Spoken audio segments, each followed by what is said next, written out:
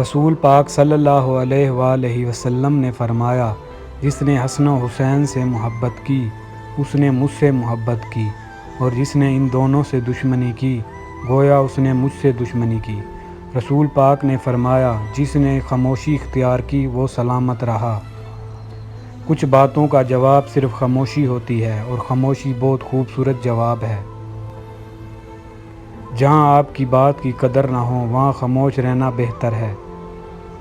خاموشی ایک ایسی عبادت ہے کہ فرشتہ اسے لکھ نہیں سکتا، شیطان اسے بگاڑ نہیں سکتا، اور اللہ کے سوا کوئی اسے جان نہیں سکتا۔ جب کسی انسان کی عقل مکمل ہو جاتی ہے تو اس کی گفتگو مختصر ہو جاتی ہے۔ جب انسان اپنی وقت کھو دے تو اس کے لیے بہترین راہ خاموشی ہے۔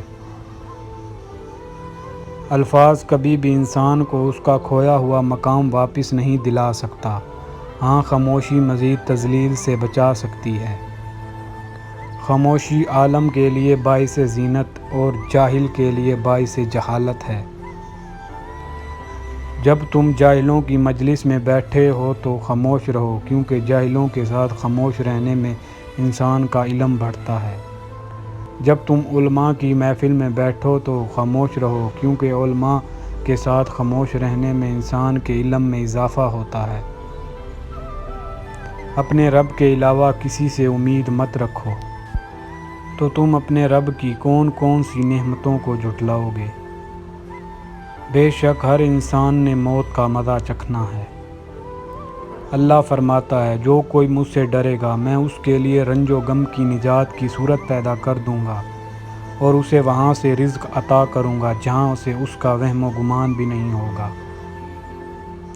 اس نے رکھی ہی نہیں بنا کر، ورنہ اسے وہ مقام دیتے کہ سارا زمانہ دیکھ۔ کون سود و ضیاع کی دنیا میں درد غربت کا ساتھ دیتا ہے، جب مقابل ہو عشق اور دولت، حسن دولت کا ساتھ دیتا ہے۔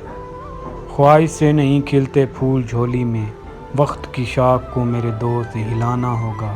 کچھ نہیں ہوگا اندھیروں کو برا کہنے سے، اپنے حصے کا دیا خود ہی جلانا ہوگا۔